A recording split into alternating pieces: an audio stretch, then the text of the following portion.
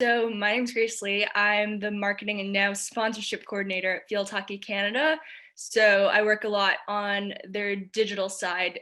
I edit videos here and there, and now I'm starting to recruit some sponsors and some partners for the organization as well as the national teams as we look forward to Tokyo and beyond. Most of my life has been in sports or around sports because I grew up just watching a lot of it with my dad and played a bit here and there. So I've always wanted to be in sports. And even though I'm not playing professionally, I found that being on the business side, social media side has been a great way to stay involved. And here I am.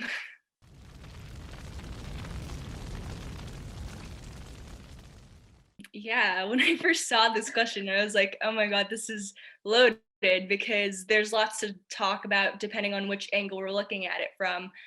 But I think the most important thing is to start from how sports or a career in sports might be regarded in minority culture. I grew up with Asian roots, and there's often this notion where young girls have to be girly. They need to wear skirts and go to ballet lessons, which I did, but you're often discouraged from wanting to participate in sport because it wasn't the norm. Asian women are meant to be small, weak, and passive, and all these stereotypes you can think of. So when you navigate the sports industry, they're kind of embedded in you and you start to have doubts about yourself sometimes. And sometimes, unfortunately, others see it too, and it can really bring you down because you feel like the other in the industry. But generally, my experiences have been positive because I've had great champions and colleagues who've seen my potential and who see me for me. And that's certainly empowering. So, growing up as a woman of color is something you can't just suddenly be aware of because you've grown up differently and you've always had this different background and different needs. And I guess to summarize, there have been both pros and cons throughout my journey, which I've channeled a lot of that energy and some of the racial trauma into my work and my life's purpose, which has brought me here today. So that's something that I'm proud of.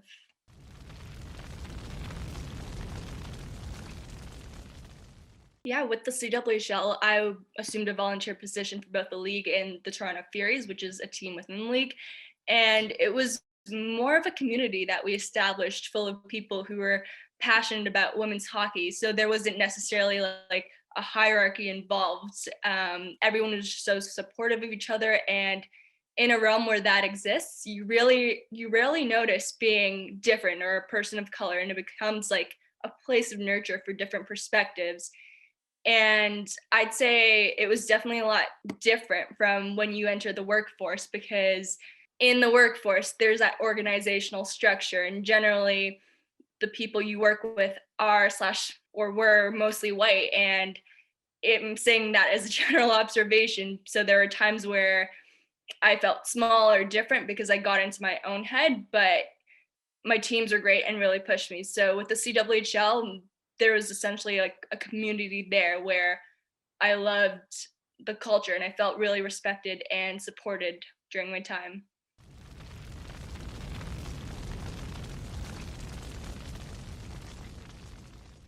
Well, I mean, there's always been a problem in hockey culture, one that comes from the league itself all the way down to its fans, and a change has been long overdue. If you look at fan comments, and I encourage you not to unless you want to ruin your day, people assume so many stereotypes about women, about Black people, about LGBTQ plus community, and you wonder why nobody really does anything about it.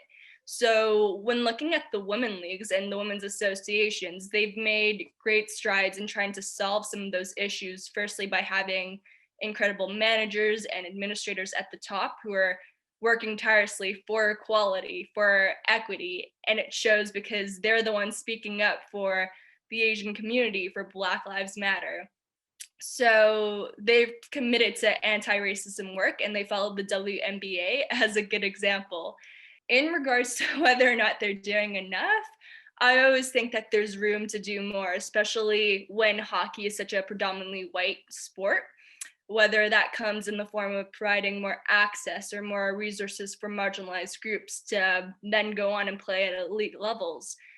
And men's hockey culture has kind of gate kept from women's hockey. So they've made their own associations to allow for more inclusive spaces.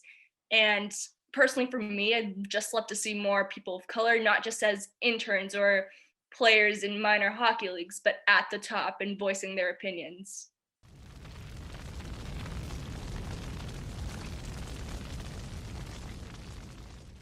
Answers just practice what they preach. So any organization can publish a social media post about recent events and say they're committed to EDI without walking the walk. And I've seen organizations stand in support of LGBTQ plus groups when they do little for pride or employ fairly conservative mindsets in their organization.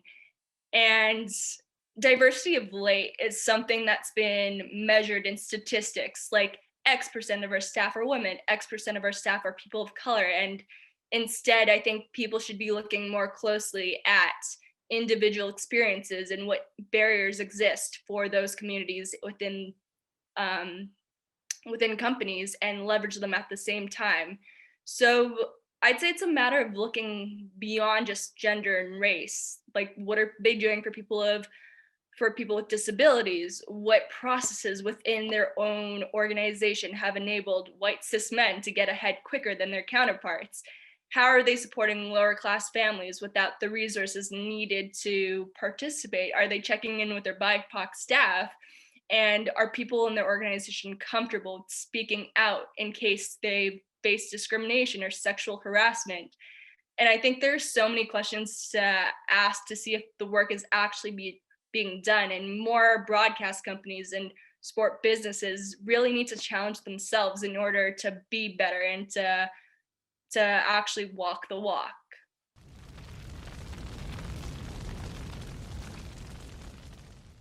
If I had listened to every little remark that was said about me when growing up or navigating the industry, I probably wouldn't be here right now speaking to you. And if I could provide a piece of advice, it would just be to call people out anytime you hear a stereotype said or alluded to. And just recalling one of my own experiences, there was a time where I went on a sports trip and we were talking about having a driver's license, and it was a harmless conversation. And to which I said I was terrified of driving. And one of my classmates said, I wonder why. And a couple of them started laughing. And at the time, I didn't realize that there's this thing about Asians not being good drivers. So I was a bit confused. And I spoke to another classmate later, and basically she helped me confirm that yes, it was a racist joke. She helped me realize that I wasn't being overly sensitive or crazy about what things were being said at the time. And it's telling because I still remember that moment to a T to today. And grew up so being so worried that everyone else in the industry would be the same and join in and be quite discouraging. And like right now, I'm wondering how many others feel the same, where they start to internalize the racism and be so critical against themselves or others within their own culture or race. And to me, stereotypes have this habit of turning marginalized groups against themselves, and this prevents people from realizing their own potential. So that's why it's so important for there to be champions in the industry, champions who are there, who stand by you, who call people out when it's needed, who kind of take you to the next level, which is what we need in this industry. So to summarize that all up, having champions and people who stand up for you when you can't necessarily do that for yourself.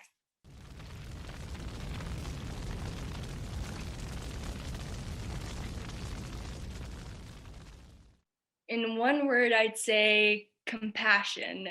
If you personally don't understand what it's like to be a part of a marginalized group, so you can't even begin to sympathize, you're never going to really put them at the forefront of what you do. And you're always going to be caught up in this limited mindset with limited practices unless you start that path towards reconciliation by truly listening and truly being present for somebody else.